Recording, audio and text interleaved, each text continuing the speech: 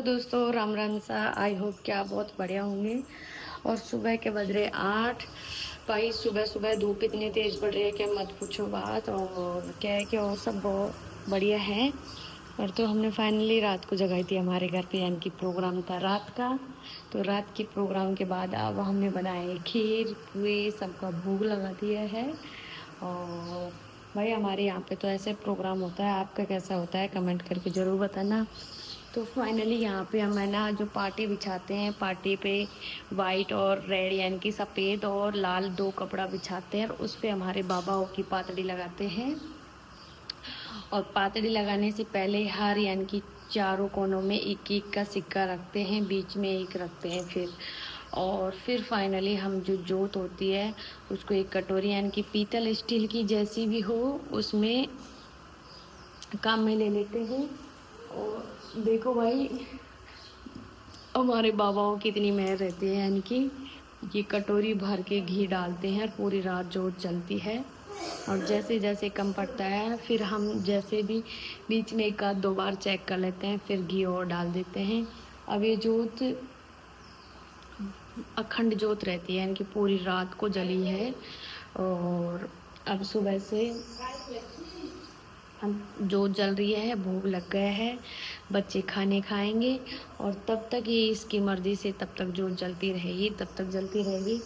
फिर इसको हम क्या करते हैं कि पातड़ियों को उठा के यानी कि चलो भरा के और हमारे जहाँ पे स्थान होता है वहाँ पे रख देते हैं। और फिर जो नाज होता है उसे यानी कि बहन बेटी यानी कि ननद भाईसा या किसी को भी दे देते हैं।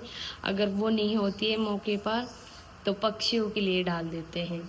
और जो बचा है यानी कि जो प्रसाद है वो सबको दे देते हैं। जहाँ यहाँ पे जो घी इकट्ठा होता है उसको हम भोग लगाने के लिए जो भी प्रसाद बनाते हैं उसमें निकाल लेते हैं। तो भाई बहुत बड़ी फैमिली है, किसी ने अभी लगा दिया, अभी कोई लगाने वाला है, ऐसे होता करता रहता है। तो आई होप कि आप सबके भी होता होगा। ये गुजर समाज में ज़्यादातर ऐसे होता है, अमावस्या के दिन रात को जगाई जाती है एक दिन पहले और फिर ये प्रोग्राम होता है। और देखो भाई फिर हम लगाते हैं मेहंदी।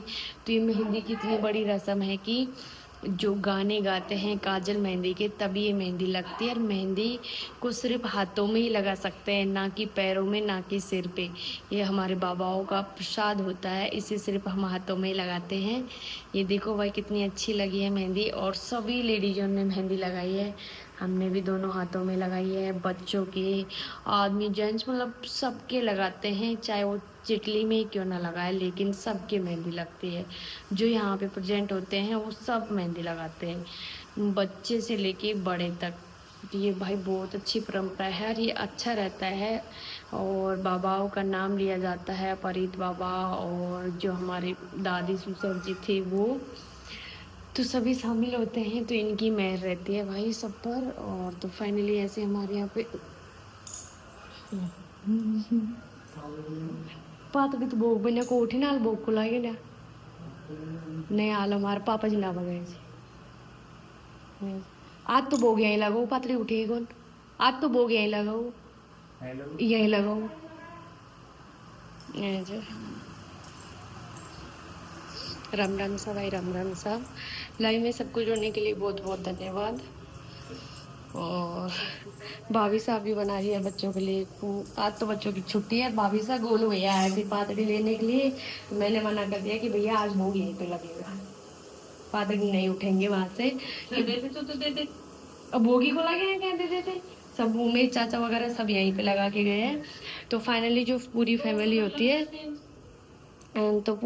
होती है वो भोग यहीं पे लगाती है, तब जाके उठती है। हमारे छोटे वाला देवर था, उसे नॉलेज नहीं थी इसलिए मैंने मना कर दिया। हाँ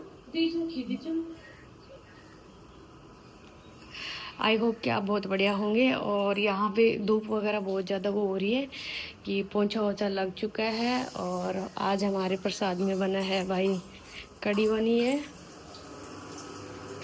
कढ़ी बनी है, इधर हमारे यहाँ की खीर बनी है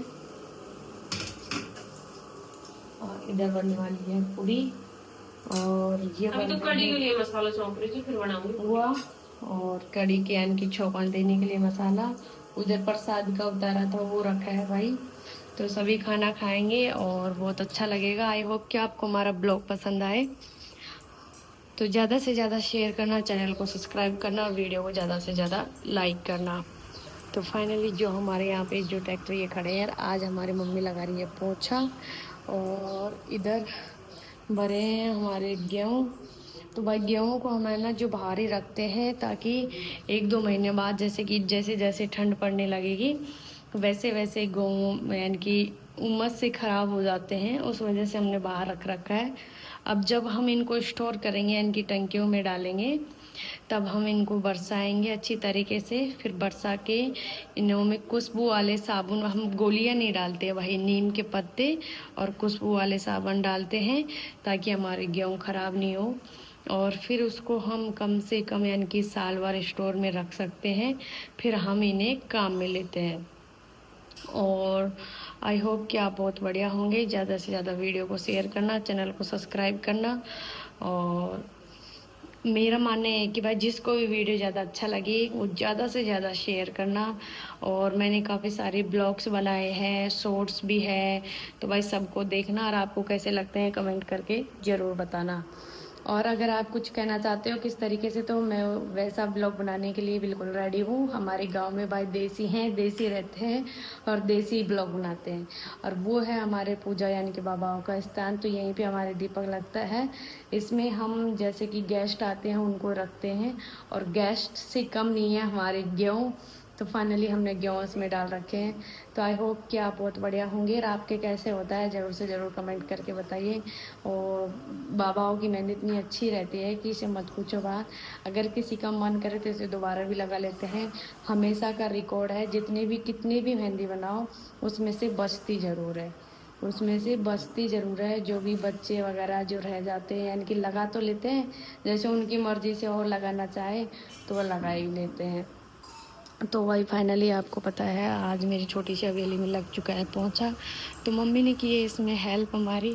तो एक ट्रैक्टर को हमने अंदर खड़ा कर दिया और ये देखो भाई, और एक को निकाल दिया था, रात को प्रोग्राम था इस वजह से बाहर। तो आई होप कि बहुत बढ़िया होंगे। इधर हमारी दादी जी है, तो रोज़ फ्रेश होने के लिए वो गाड़ी से जाती है, क्या है कि वो चल नहीं पाती। और ज़्यादा से ज़्यादा वीडियो को शेयर करना, चैनल को सब्सक्राइब करना। और इधर हमने लगा रखी है यानी कि तुलसा जी।